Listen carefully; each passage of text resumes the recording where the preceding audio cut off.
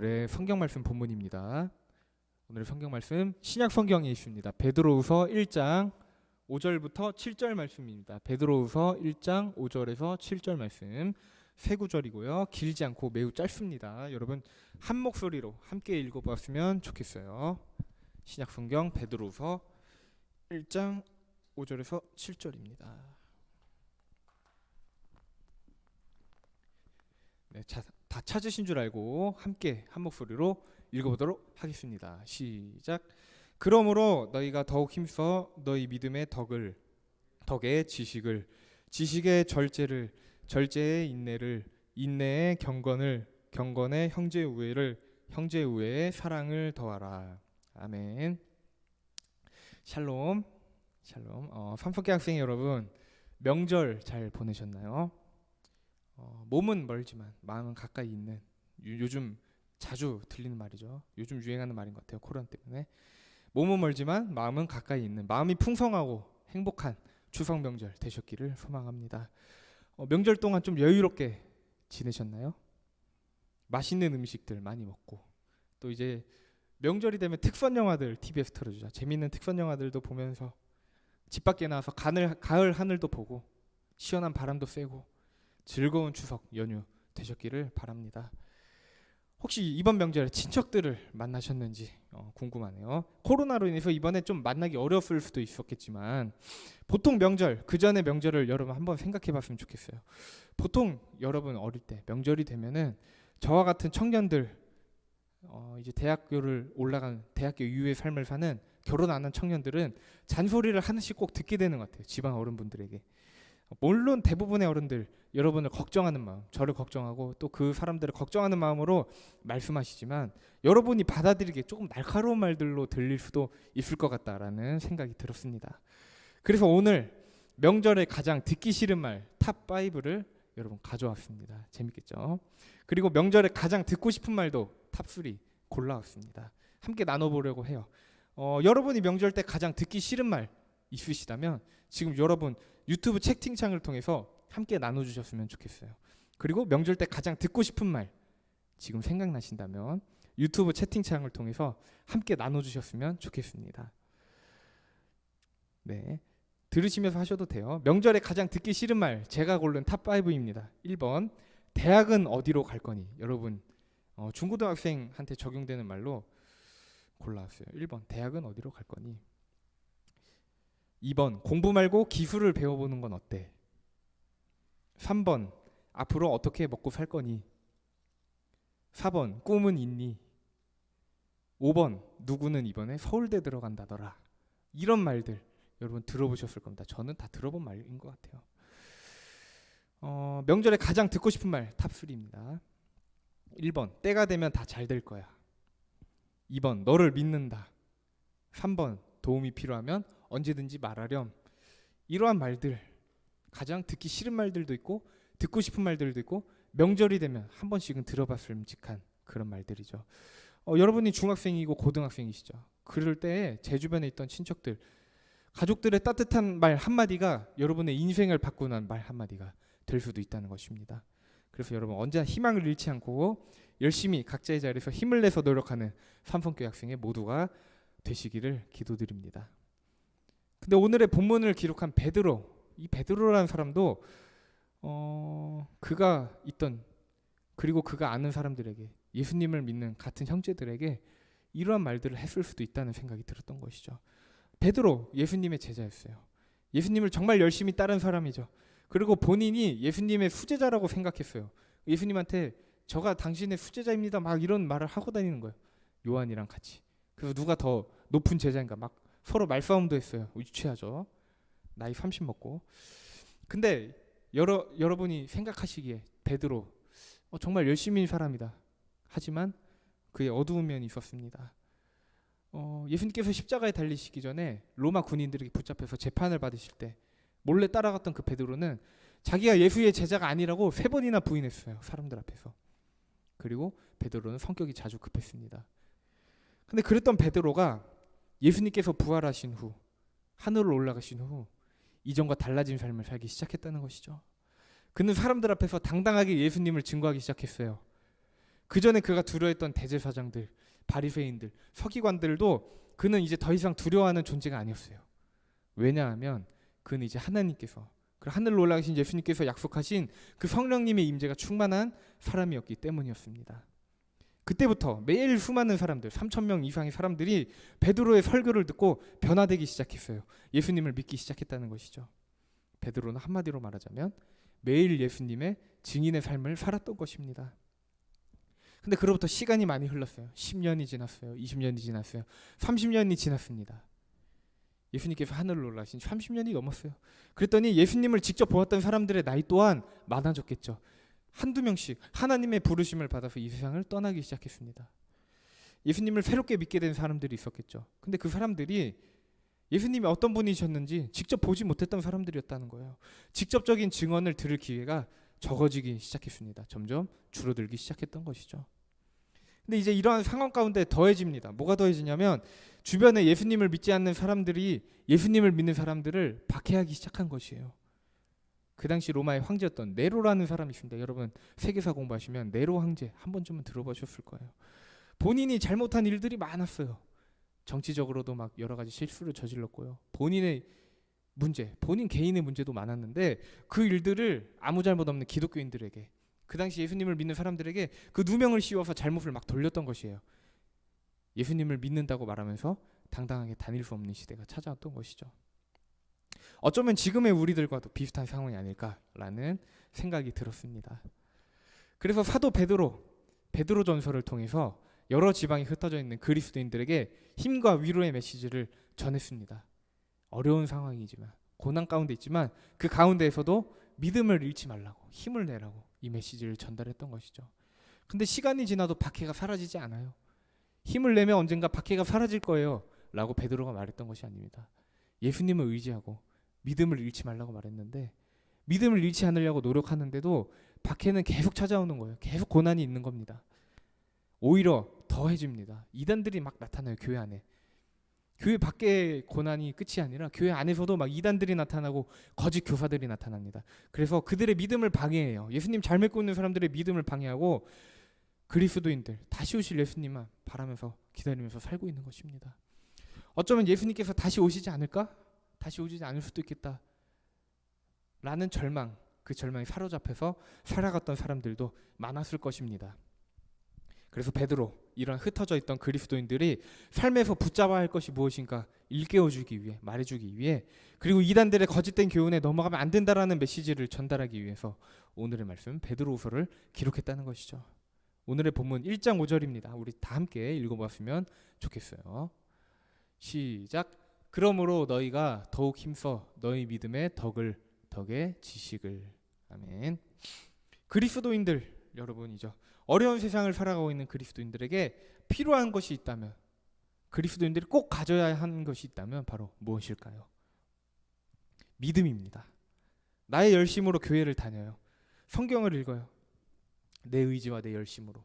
찬양을 하루에 수십 곡을 들어요.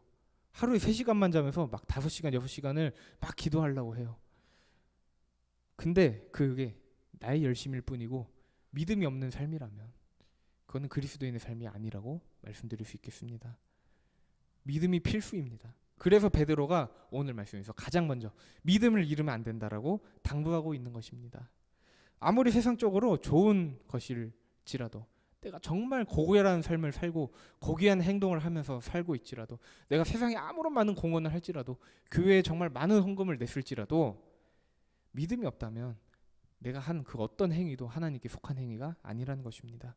그리고 더욱 고난 가운데 믿음을 지키는 삶이 모두에게 필요하다는 것이죠.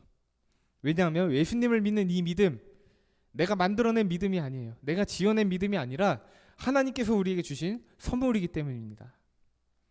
여러분 덕이라는 단어 들어보셨나요? 덕, 영어로 오리 말고 사회시간, 윤리시간에 배우는 덕이라는 단어가 있어요. 이 덕이라는 단어가 뭐냐면 오늘 성경에 나온 덕이라는 단어도 비슷한 의미지만 조금 차이가 있습니다. 앞서 말한 믿음을 통해서, 앞서 말씀드렸던 믿음이 필수라고 했죠. 그 믿음을 통해서, 예수님을 믿는 그 믿음을 통해서 우리의 삶이 그 믿음을 따라서 변화되기 시작합니다. 한마디로 말하자면 우리가 그 믿음을 통해서 예수님을 닮아가는 삶을 산다는 것을 말하는 것이 바로 여기서 나온 덕이라는 단어예요. 우리가 예수님을 닮아가는 삶을 산다는 것, 세상 사람들이 보아도 문제될 것이 없는 삶이라는 것이죠. 예수님을 믿는 그리스도인이라고 내가 말하고 다니면서 이러한 덕을 잃어버린 사람이 되지 않도록 우리 모두 항상 기도하면서 살아갔으면 좋겠습니다. 다음으로 이러한 덕을 통해서 성령님께서 우리 안에 주시는 지혜와 지식들을 가지고 살아가야 합니다. 이러한 지식, 그저 우리의 머리 안에만 있는 지식을 말하는 것이 아니에요. 행동, 즉 실천이 따르는 지식을 말하는 것입니다. 예를 들어서 우리가 일을 해야 돈을 번다. 알고 있는데 일을 안 해요. 돈을 못 벌죠. 마찬가지예요. 지식이라는 것은 행동이 따라야 하는 것입니다. 실천이 따라야 하는 것이죠. 한마디로 머리로만 그리스도인의 삶을 살면 안 돼요. 그것이 아니라 우리가 그리스도인의 삶을 직접 실천하며 살아가야 한다는 것, 그것을 의미하는 단어, 여기서 나온 지식이라는 단어입니다. 우리가 그것을 알고 실천해야 한다는 것이죠. 다음으로 6절을 함께 읽어보았으면 좋겠습니다. 오늘의 말씀 6절입니다. 함께 읽겠습니다. 시작. 지식의 절제의 인내의 경건을. 아멘. 지식 뒤에 따라오는 단어 절제라는 단어입니다. 절제라는 단어, 우리가 흔히 들을 수 있는 단어가 아닐 수도 있어요. 무슨 절제? 뭐 지방 절제술 막 이런 거 지하철에 붙어 있죠. 거기서 보던 절제인데 왜 성경에 절제라는 단어가 나와 있냐? 뭐냐면 세상 사람들의 삶에 있어서도 정말로 높게 평가받는 가치 중 하나라는 거예요. 이 절제라는 것이. 우리가 하나님보다 더 사랑하는 것들이 있어요. 아니면 그것들로 인해서 우리가 하나님과 멀어질 수 있는 것들이 있다면, 우리 삶에 존재한다면 우리가 그것을 내 삶에서 과감하게 포기할 수 있는 것, 그것을 절제라고 말하고 있습니다. 이러한 절제를 가진 그리스도인들에게 자연스럽게 주어지는 것이 있어요. 바로 인내라는 열매입니다. 당시 여러 지방에 흩어져 있던 고난받던 그리스도인들이 있어요. 그들에게 세상적인 희망 거의 존재하지 않았던 것이죠. 내가 예수님을 믿음으로 인해서 세상에서 좀 더 편안하게 살 수 있겠다. 세상에서 좀 더 맛있는 음식을 먹으면서 살 수 있을 것 같아. 이러한 희망 거의 전혀 없었다는 것이죠. 오히려 막 지하에 들어갑니다. 동굴에 들어가서 살아요. 지하 교회에서 기도합니다. 붙잡히면 끌려갑니다. 고난을 받습니다. 순교합니다. 그러던 세상이었다는 거예요. 예수님을 믿기 전에 오히려 살만했던 그 사람들이 예수님을 영접하고 그리스도인이 된 이후로 주변에서의 수많은 박해를 받기 시작한 거예요. 예수님을 믿음으로 인해서 내 삶에 찾아온 여러 가지 고난들이 있습니다. 하지만 더욱 견디며 살으라는 것입니다. 사실 말로는 쉽지만 현실을 보면 정말 어려운 것이죠. 특히 우리가 살아가고 있는 지금 이 시대, 인내를 꼭 기억하며 살아가시는 삼성교회 학생이 모두가 되시기를 소망합니다. 인내 다음 뭐였을까요? 바로 경건입니다. 경건 어려운 뜻이 아니에요. 하나님이 원하시는 삶을 쫓아서 살아가는 것, 이것이 바로 경건입니다. 하나님이 원하시는 삶을 쫓아서 살아가는 것. 우리가 삶에서 어떠한 결정을 할 때마다 수많은 결정을 한다고 제가 누누이 말씀드렸지만 그 결정에 있어서 하나님께 먼저 기도로 구하는 멋진 모두가 되시기를 소망합니다. 다음으로 오늘 본문 7절 마지막 말씀이죠. 함께 읽어봤으면 좋겠어요. 7절입니다. 시작. 경건의 형제 우애에 사랑을 더하라. 아멘. 형제 우애는 많이 들어보셨을 겁니다. 특히 요즘 여러분 명절이셨죠. 매번 명절만 되면 항상 부모님 아니면 또 할머니, 할아버지, 뭐 고모, 큰아빠 막 이렇게 듣는 말씀 중에 꼭 형제 우애에 관한 교훈이 하나 있습니다. 이제 세배하죠. 세배하고 무릎 꿇고 이제 말씀을 들어요. 세뱃돈 받기 전에. 왜냐면 말씀 들어야 세뱃돈 주시니까. 그럼 이제 세뱃돈 받기 전에 말씀을 들으면 부모님 말씀 잘 듣고, 그리고 편식하지 말고 막 이런 말씀하시죠.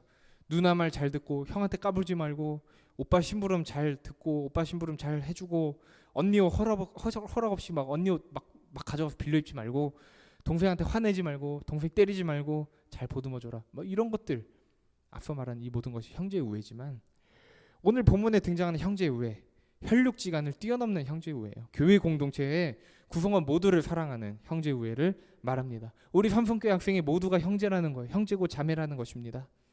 혹시 여러분 학생의 친구들 중에 서로 관계가 좋지 않은 친구들 있으시다면 그 친구를 위해 기도를 하면서 좋은 타이밍에 먼저 연락해서 사과해보는 것 어떨까 생각이 듭니다. 이것이 바로 베드로가 말하는 진짜 형제 우애이기 때문이죠. 형제 우애 7번이었습니다. 마지막 8번째 뭐냐? 바로 형제 우애에 사랑을 더해야 한다는 것입니다. 사랑. 여기서 말하는 사랑, 남녀 간의 사랑에 국한된 단어가 아닙니다. 여러분 한 번쯤은 들어보셨을 법한 아가페라는 단어가 등장합니다. 아가페라는 단어. 하나님께서 세상을 사랑하신 그 사랑, 하나님께서 여러분을 사랑하시는 그 사랑을 말하고 있는 거예요. 우리가 다른 사람들을, 그리고 우리가 세상을 하나님의 사랑의 마음으로, 하나님의 사랑의 시각으로 바라보기 시작할 때, 우리가 바라보는 세상이 여러분을 보고 하나님을 보게 되는 거예요. 여러분 안에 계신 그 하나님을. 그것이 바로 그리스도인으로서 참된 인생을 살아가는 과정입니다. 그리스도인의 8단계라는 것이죠. 오늘 본문을 기록한 베드로가 이렇게 전하고 있는 것입니다. 여러 가지가 있었죠. 믿음, 덕, 지식, 절제, 인내, 경건, 형제 우애, 사랑, 이렇게 8가지. 결국 우리가 하나님이 주신 믿음으로 말미암아서 마지막 하나님의 사랑을 실천하는 데까지 도달하게 되는 것이지요. 사실 우리의 의지로 시작할 수가 없는 것입니다. 앞서 말씀드렸죠. 예수님을 믿는 믿음이 없다면 이 모든 것이 헛된 것이에요. 믿음이 없이 덕을 쌓는다, 지식을 쌓는다, 하나님께서 원하시는 삶이 아닐 수도 있습니다. 그리스도인의 삶이 아닐 수도 있다는 것이죠. 그래서 우리가 항상 기도해야 합니다. 뭘 기도해야 되냐면 우리에게 믿음을 달라고 기도를 해야 돼요. 믿음 있으신 여러분들, 하나님 예수님을 믿는 그 믿음을 가지신 여러분들, 그 믿음이 무너지지 않게 해달라고 항상 기도하셔야 됩니다. 그리고 우리 학생회의 믿음, 삼성교회의 믿음, 한국교회의 믿음 무너지지 않게 성령님께서 각 사람 가운데 임재해달라고 우리 항상 함께 기도하시기를 부탁드립니다. 말씀을 정리하려고 합니다. 오늘 말씀 좀 짧게 끝날 것 같아요. 우리가 살아가면서 겪는 수많은 일들이 있어요. 그 수많은 일들로 인해서 우리가 한 살 한 살 나이를 먹어가고 있죠.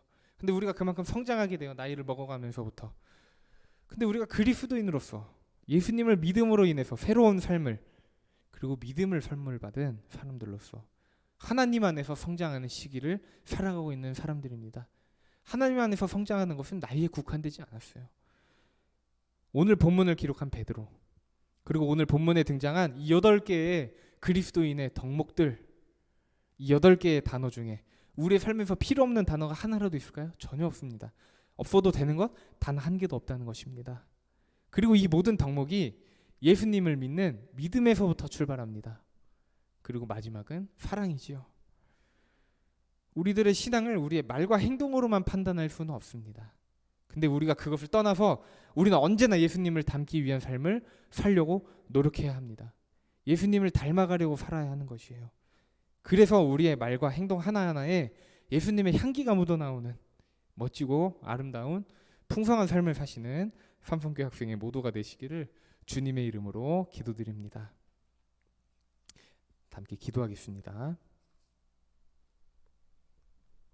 하나님 아버지 감사합니다. 태초부터 우리를 향하신 계획이 있으셨음을 다시 한번 깨닫습니다. 다시 한번 깨닫고 우리를 통해 이루실 하나님의 아름다운 일들을 기대하며 살아가기 원합니다. 그러나 삶에서 고난이 끊임없이 찾아옵니다.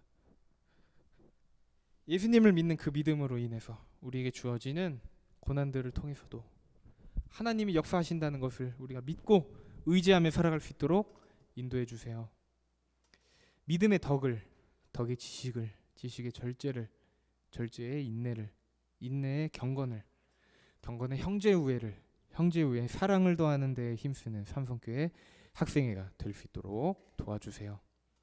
우리에게 영원한 사랑을 보여주시는 살아계신 예수님의 이름으로 기도드렸습니다.